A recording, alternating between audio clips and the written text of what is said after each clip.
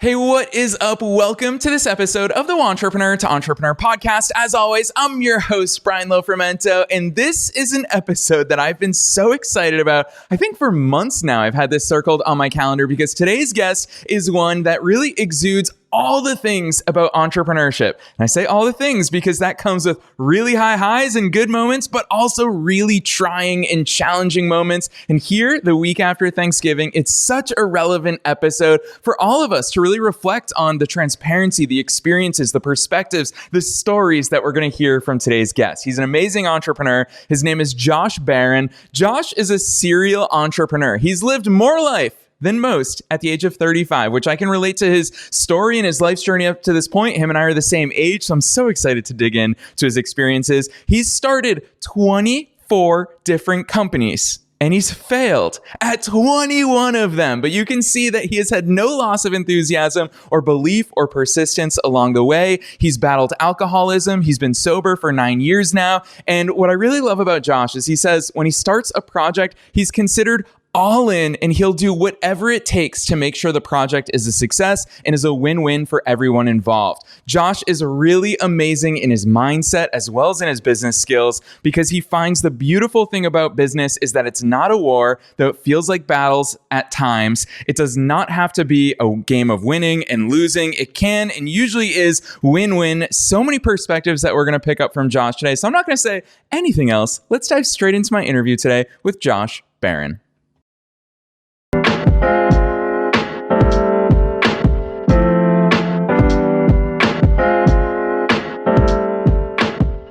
All right, Josh, I'm so excited to have you here on this show. Welcome to the Entrepreneur to Entrepreneur podcast.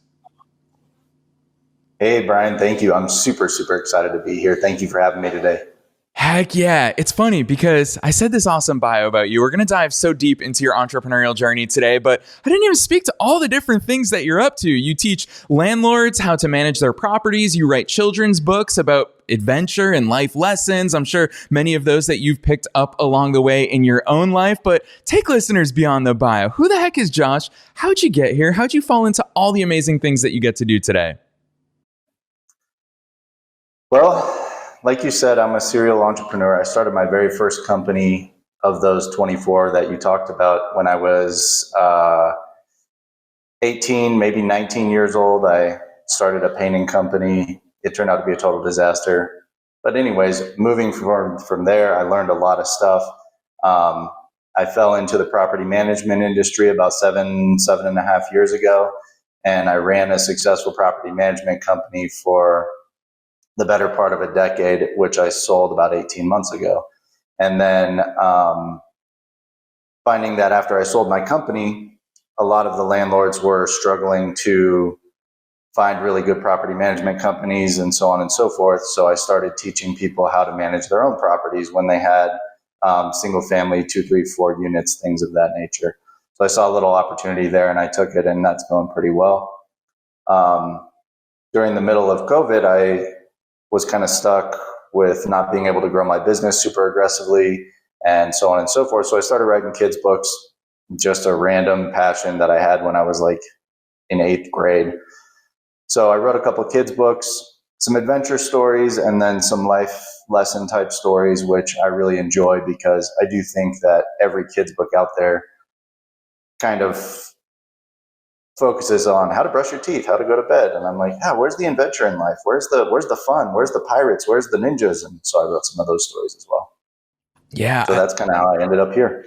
I love that overview, Josh, especially because so much of it is a combination of not only things that you've experienced, areas that you've worked in yourself, but also you sharing your perspectives, those stories, those life adventures. I totally agree with you as someone so I'm the son of an immigrant mom, and hearing like immigrant stories, for example, is something that really lit me up. And here we are, I'm 35 years old, and I still talk about how that has affected my life up to this point. So I love how generous you are with those.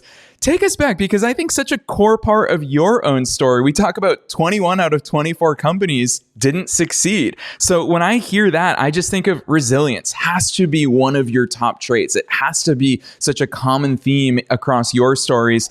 Talk to us about that. What has the role of resilience been? And am I missing the trait? Is there a different trait that you attribute all of this stuff to? resilience, persistence, that's what it is. I mean, my best friend told me, he's like, man, you never give up. And that's what resilience means. It's never giving up in the face of adversity, whatever the case may be, keep pushing forward. So I've started all kinds of different companies. I started a painting company. I started a vending machine company, 5 or 6 different network marketing companies. I started a mobile car wash business one time. I mean, I've done all kinds of crazy stuff. And what it came down to was, yeah, I failed at a lot of those, but I learned what I was good at, what I wasn't good at. I learned what people wanted to buy, what people didn't wanted to buy, what people didn't want to buy. And I really got good at just getting hit by the world over and over again and not letting it faze me and moving forward anyways. And there is a light at the end of the tunnel. There is success on the other side, no matter how hard you get hit. And that's what I learned, to speak to resilience and all that. That really is the trait. Yeah, Josh, it really reminds me, 2 quotes come to mind. One is from Winston Churchill, where he said that success is moving from failure to failure with no loss of enthusiasm. And then in the case, I mean, you just kind of shared that insight with us about you learned a lot along the way, which reminds me of that Thomas Edison quote where he said, I didn't fail. I just found 10,000 ways it won't work. We always hear that as entrepreneurs, but I don't think we fully embrace that. And granted, it's a hard thing to embrace when we're in the moment. So obviously hindsight is 2020. It's much easier to look at things in the rearview mirror, but talk to us about some of those quote unquote failures. It feels silly calling it failures here on the air, but listeners, we're just going to do it for simplification's sake. Josh, when you look back at those failures, what were those tangible lessons that you learned? How did they actually set you up for success in the future? What were the takeaways, the growth opportunities? I want to hear more about those. So one comes to mind when you ask that question very specifically. I spent a bunch of money buying K-Cup vending machines one time. And I thought, I'm going to put these vending machines in every single hotel in the state of Colorado. Because if I could do that, I did the math. If I sell 5 cups a day, blah, blah, blah, I did all the math, and I'd be making $20,000, $30,000 a month with very little work to do. That was the whole idea. And I just wasn't willing to give up on this idea because I thought it was going to be such a perfect business model. And so I must have visited 40 hotels, maybe 50. I don't remember. I went to hotel after hotel after hotel after hotel, and everyone was like, no, we don't need that. No, we don't need that. No, we don't need that. I was like, but it's such a great idea. And so what I learned is that hotels provide free coffee to their people, to their customers. They don't want a coffee vending machine. They don't need one because they already provide free coffee. So although I thought it was a great idea, I learned that I needed to be humbled and find out what the customer wanted, not what I wanted. I thought it was a great idea. It doesn't matter what I think. It matters what people are going to trade their money for in a business like that, right? So that was a very, very elementary sounding lesson, but it's super, super important because even in the business that I'm building today, I'm testing everything before I even have the full course put together, right? So I'm sending out videos and saying, hey, are you guys struggling with evictions? Are you guys struggling with leasing? Are you guys struggling with this? Because I know what I struggled with as a landlord, and I know what a lot of my customers struggled with, but people who are interested in buying this subject, what are they struggling with and how can I help them? So you can take that kind of obvious lesson that I learned, like obviously looking back on it, hotels are not going to want K-Cup vending machines because they provide free coffee. That's obvious. But in the moment, I thought it was a great idea. So I would challenge everybody to look at, in the moment, what's obvious that you're trying to sell that isn't wanted, or what's obvious that your product has or doesn't have that you're not telling people about, whatever the case may be. What's the obvious thing that you're looking past because you're dug so far deep into it that you got the blinders on? You need to remove the blinders and see what's out there. So that's one of the failures that I had. I spent a lot of money on that and time. Yeah, I like that example because you call it obvious, and you're right. It is obvious to a degree. But again, I think it comes back to these entrepreneurial, they're almost cliches. We've all heard that. Understand your customer, do it from the customer's perspective. But we all still make those mistakes. And so the only way to actually learn it, I think you just illuminated it for us, is to actually go through it. We all have done that at various points, and we all will continue to do that, by the way. Listeners, I'm putting that plug out there, is that if you're listening to Josh and I talk about mistakes and entrepreneurial lessons, it's not that both of us have mastered these things and we're perfect now. No, we continue to make them. We're just much better at identifying them because we've experienced them before. Just like a doctor, I remember when I was a teenager and I had mono, and I walked into the doctor's office and he saw my lymph nodes and he's like, "Oh, you have mono. Is that what you came in for today?" And it's not because it was his first time seeing that. It's because he had seen that time and time again. He's really good at identifying it. Josh, I don't know why I just used me having mono as a teenager as the example today, but I think it's especially relevant. I agree. So with that in mind, I love that lesson about you really getting inside your customer's head and understanding it from their perspectives. But what I'm particularly interested in, actually, I'm going to read from your website for a second, because I know that one of your strengths is that organizational genius, the A to Z, but also all the stuff that's in between and all the stuff that's not even in between. That's just outside of that. On your website, Josh Barron Books, which we'll talk about at the end, and there's going to be a link in the show notes. But the top quote that you have there is an Albert Einstein quote where he said, "Logic will get you from A to Z. Imagination will get you everywhere." Josh, there's so much to think about in terms of entrepreneurship. A lot of us like that ABC roadmap that we can ideally follow, but talk to us about what organization means in your head, because I know you've called business a game of chess, for example, getting the pieces in the right places. How do we even start doing this from your perspective and from your experiences? Well, how much time do we have, Brian? Because I'm gonna geek out on this one.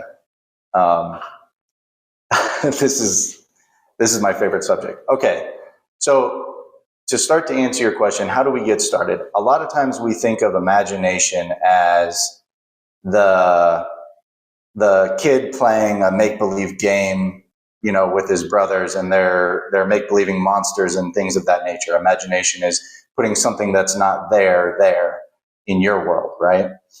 Well, imagination comes from the word image, which is just a picture, right? So imagination is picturing something that's not yet real. That's so fascinating when you think of business, because when you start a business, you have nothing. You have no product, you have nothing, and so you have to create this whole thing out of nothing, which takes an incredible amount of imagination. Now, if all you do is just imagine it and you sit back, relax, and imagine and imagine and imagine, then nothing ever comes without some action to that. So where do you start with the action? Most of us will be able to come up with some sort of concept.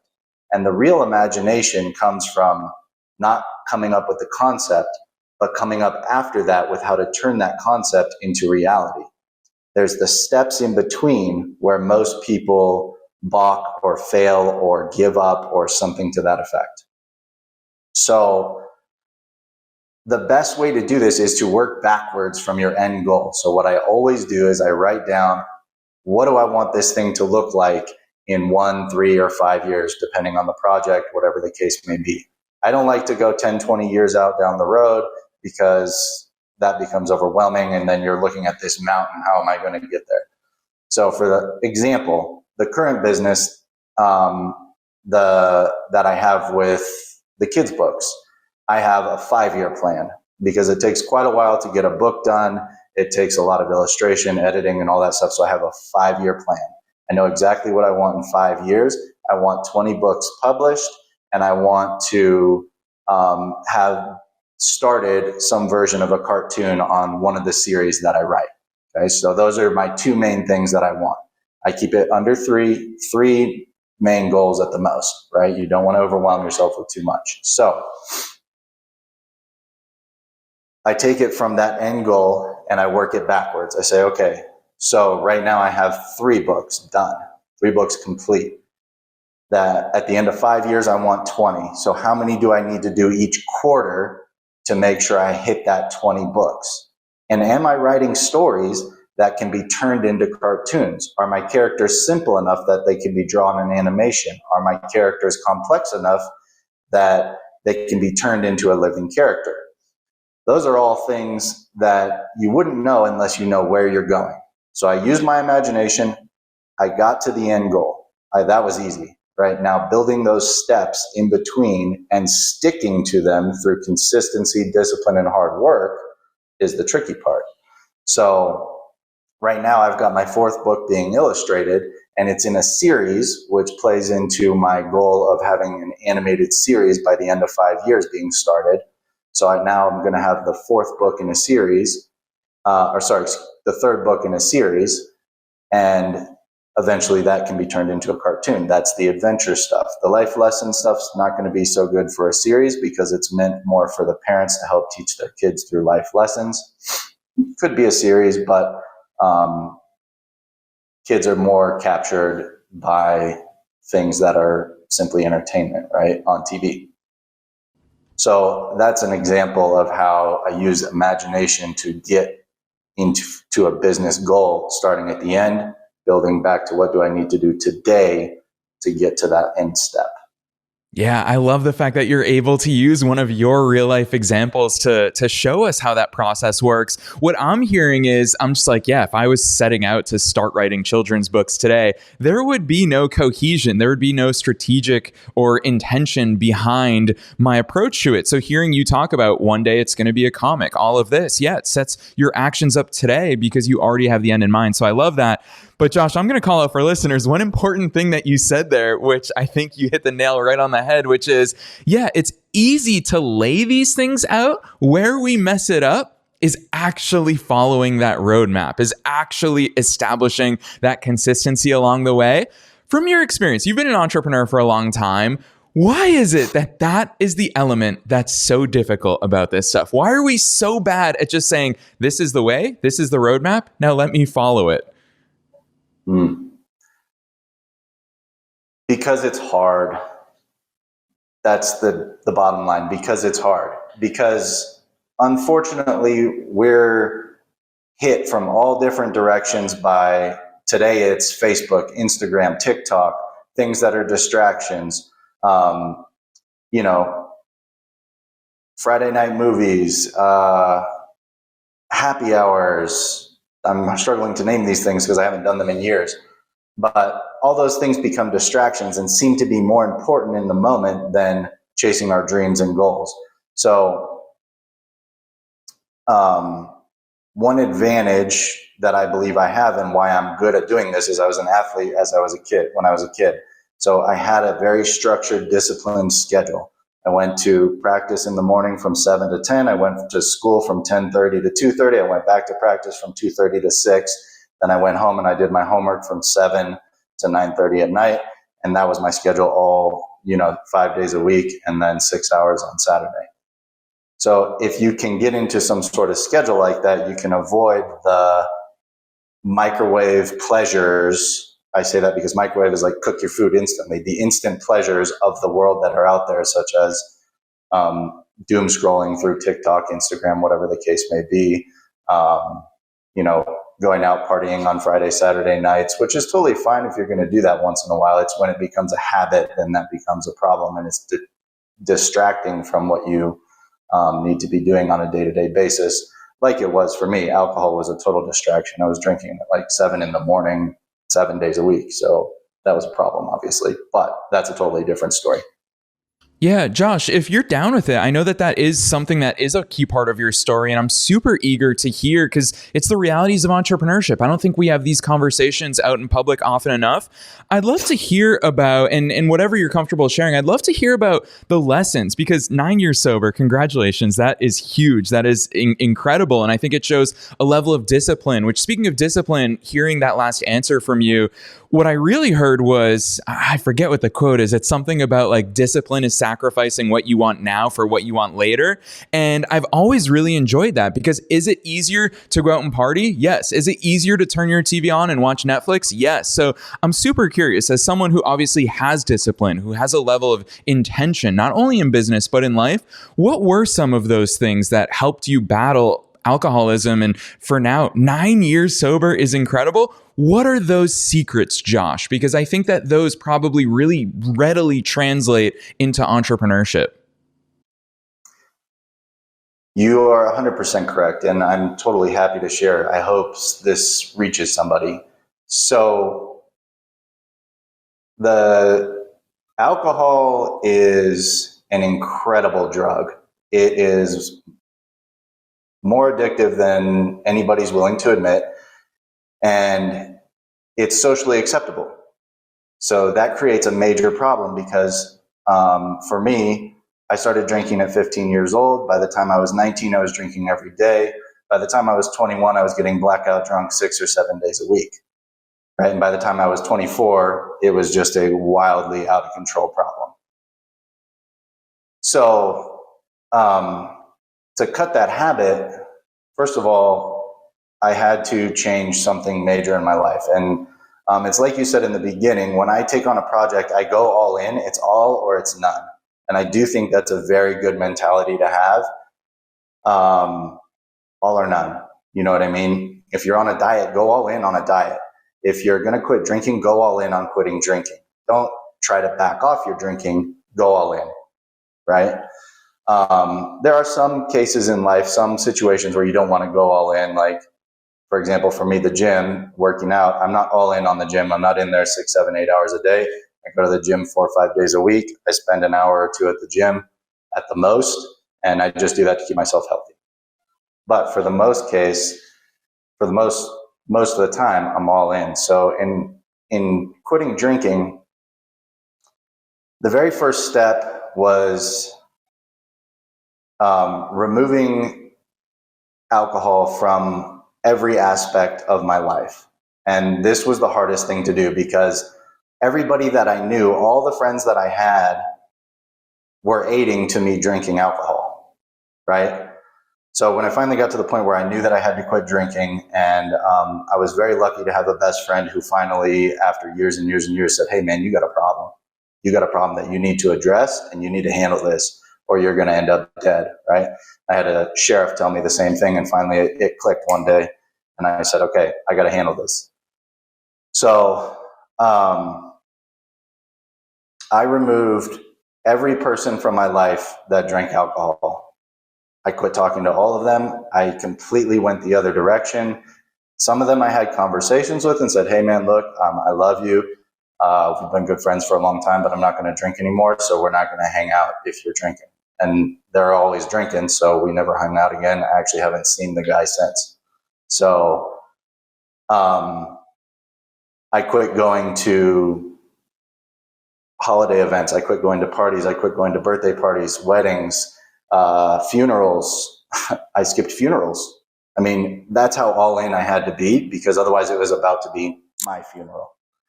So I got rid of every single piece of alcohol, I guess paraphernalia you could call it, that was in my house. I threw away all the beer mugs, all the shot glasses, all the t-shirts. I deleted all the photos. I removed everything that had to do with alcohol off my Facebook. I went all in. I scrubbed every single piece of alcohol related material or person or place from my life. I even moved. I moved out of the house that I was in because it made me think of drinking. There was a bar down the street. I quit eating at restaurants that served alcohol for like 3 years. So I was all in, and that's what it takes. Alcohol is so addictive. That's what it takes. You have to remove it from your life completely. You can't go to Applebee's. Applebee's, I mean, I don't mean to call out Applebee's specifically. Applebee's is a great restaurant, but you understand the point is, like, if they serve alcohol, don't go. That's where I had to take it so that I could quit drinking. And 9 years later, I can be a little bit lax, but I have no thoughts of alcohol. I have no thoughts of drinking ever again. And that's kind of the same mentality I take towards my businesses. Yeah, I love that for so many reasons, Josh. And I'm going to sing your praises in just a second. But first things first, I think you've ruled out Applebee's as a future sponsor of our show. So thanks for that. I'm so sorry.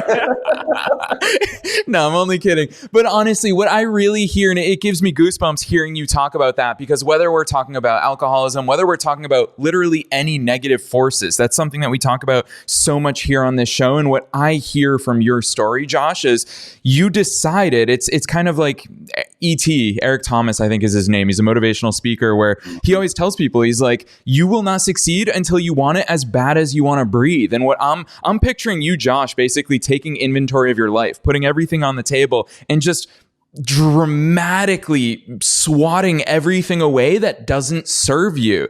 And I think that's what success really takes. I can relate to so much of your story when I was 19 and I went to college, and that's when I started my first business. And I decided, you know what? A lot of my friends from high school, they got into different temptations, whether it was girls or partying or who knows what. And I made a conscious choice. I said, I'm going to college. I'm starting a business. I'm literally not talking to any of them. And I remember I'd log on to Facebook and see my old former groups of friends all together getting a cabin somewhere. And I was like, did I mess up? Should I have done that? But the reality is I chose success. And Josh, your message here today is you're telling listeners, whether it's alcohol or something else, clear all negative influences out of your way because they're all hogging the path towards success, the path towards what you actually want to accomplish. So I love that story for so many different reasons, Josh.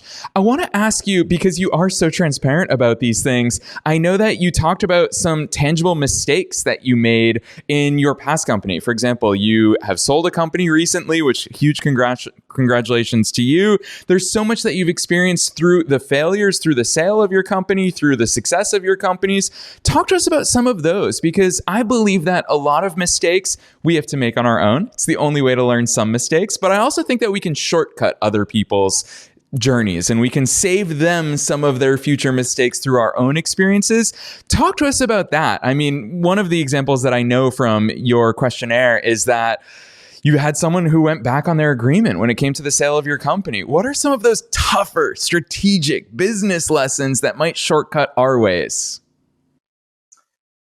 So, yeah, that specific situation was really tough. I'm actually still dealing with it today. The agreement was I sold all the contracts of my property management company to a larger company, and they were going to pay me a monthly fee totaling the total of the price for 2 years. Right. So I thought to myself, hey, I could save some money. I'll read this. I'm really good at studying. I know that I can, read this agreement and understand it. I've done lots of legal docs being in the real estate industry. I've written leases. I've done all this stuff. So I should be able to handle this. So I read through the agreement. I, looked up all the crazy legal terms, cleared everything up so that I knew what I was signing and all this stuff. And then a couple days before closing day, they sent me a packet with all the closing docs. And he told me in the email nothing had changed, save for one of the guys that I was supposed to send over to them had decided to sell his property, so he wasn't switching management companies. Or he wasn't going to need a new management company because he was going to sell the property. So the price decreased a little. That was fine. But then what happened was there was an extra one-page document in there that said any account that they lose in the first year, I owe them $2,112 for them not being able to keep that price. And it doesn't matter if they terminated for a cause or if they sold their property or whatever the case may be. It didn't matter. I just had to owe that money. So they lost well over 50% of the clients that I sent to them. And now instead of them owing me an additional $106,000 for the next year, they sent me a bill for $14,000. So the mistake there was I got a little overconfident and I didn't hire an attorney to read the legal documents that I should have. And I should have had an attorney represent me on the day of closing to make sure that nothing else was put into the contract that wasn't agreed upon. We could have postponed a day. I was so worried about getting the deal done. Well, sometimes you got to be able to protect yourself and add another day or two to the deal or whatever the case may be, rather than just go with the flow and cost yourself $106,000. Yeah, that is not an insignificant amount of money. Josh, it makes me want to go a little bit deeper in, because I know I love one of the things that you say, which is business is not a war, even though it might feel like a battle sometimes. Talk to us about that perspective then, because hearing this story, I'm like, those are the moments, and especially you and I as men, like we have those inner warriors where we're just like, no, I do want to fight. This is not right. Or maybe it's not even me as a man speaking. Maybe it's me as a Libra, where justice is so important to me. Where where does that come from? And how have you learned that lesson tangibly about business is not a war? And how do you counteract that in these moments where for sure it feels like a battle? Well, I read a book called The Compound Effect by Darren Hardy early on. And he talks about what it takes to make any relationship successful, whether it's a personal relationship, business relationship, a friendship, wife, whatever the case may be. And he says, you got to be willing to give 100% and expect nothing in return for any relationship to be successful. So that really changed my thinking because, I thought, so in this exact example, I was willing to give 100%, but I was expecting they were going to give 100% back, right? And I had to be expecting 0% back so that I could have checked their actions and not expected them to do what was right or what I thought was right? So if I was going to treat it like a war, I would go find a lawyer and I would battle these guys and I would sue them and da-da-da-da-da. I don't honestly have that much money. That's going to cost $50,000, $60,000, $70,000 and 3 or 4 years out of my life and just distract from what I'm actually trying to do. So rather than do that, I called the guy. We had a very civil conversation. I started the conversation with, hey man, how are you doing? How's the wife? Really hope you guys are doing well. So I'm trying to play that win-win situation. And I just said, hey man, look, this is not the agreement that I thought we had. Although of course I'm willing to be wrong. And if I am wrong, we can have a conversation and maybe work out some kind of deal. But I want to find out a way to resolve this that works for you and works for me, because the email that you sent doesn't actually work for me. But are you willing to talk to me about a solution? And he said, yeah, let me dig in, let me call some people, and let me look at everything we have, and I'll call you back next week. So that's where we're sitting. I'm waiting for that call back sometime this week. It's early in the week, but. Yeah, and I think it's something that I talk about all the time. It's the one book that, just like you, a lot of books have really touched me along my entrepreneurial journey. This one book, for one reason or another, I can't remember the name of it, but the gist of it is that part of our maturity journey in life, and especially in business, is maturing from the warrior phase to what the author calls the elder statesman. And Josh, here we are, 35 years old, both of us. We're getting old, we're getting up there. And I think that a key thing that happens, particularly in our 30s, but also I think it's not just about age, I think it's about entrepreneurial longevity, is we've learned how to transition. What I just heard in that conversation you shared with us is the elder statesman showed up. Whereas if you had showed up for a battle, if you had showed up as an adversary, it would have gone drastically differently. And I think that solutions start to come when you act as the elder statesman. So I love that insight into a real life situation that you're facing. I thank you for your transparency and generosity in sharing it with us. And Josh, as we come towards the end of this episode, I always love giving guests the hardest part of this interview, which is summing things up, because you've lived so much life, you lived so much entrepreneurial life to go along with that. You've had so many experiences, both good and bad. What's the action that you hope listeners take away from today's episode? What's something that you think everyone should hear your story and your journey today and say, you know what? This is the thing that pushes me to do this thing. What's that thing you want everyone to take away? So what I really hope that everybody takes away is to really go all in on the positive behaviors that will take them to the next level of their life. If they've been thinking about starting a business, jump all in, go all in. It doesn't have to cost a lot of money. Just use your imagination, get creative, and go all in on what you think is really going to make a difference in your life, in the world at large. And I would definitely challenge everybody to remove those negative habits that are going to stop you. If I had quit drinking early on in my entrepreneur career, I have good faith that several of the businesses that I started when I was drinking a lot would have been much more successful. So taking full responsibility and go all in is really the biggest sum up that I can give everybody out there.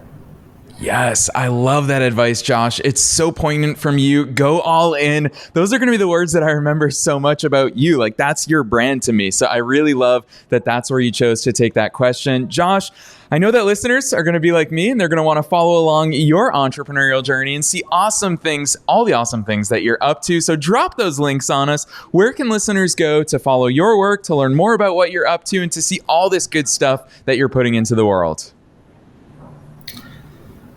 So my two websites are everydaylandlords.com and then joshbarronbooks.com. Josh, Barron books.com. Those are the two business websites. And then you can always reach out to me on Facebook, Instagram, anything like that. If you want to kind of see what I'm doing, I post lots of stuff and there's going to be a lot more coming in the future. So my name is Josh Barron. You can find me. I'm the big bald guy. So I love that, Josh. Yes. Listeners, you all already know the drill. You can find the links that Josh just mentioned to his websites as well as his socials down below in the show notes, wherever it is that you're tuning into today's episode. So definitely connect with him. This message that we've gotten from him here today, wherever you're at, I know how I feel listening to Josh talk to us here today is that wherever you're at, Josh's attitude towards life and business lifts you up. And I think we all need more positive influences in our life, and especially on our social media newsfeed. So give Josh a follow, connect with him, check out his business websites, find those links down below. Otherwise, Josh, thank you so much for coming on and joining us today on the Entrepreneur to Entrepreneur podcast.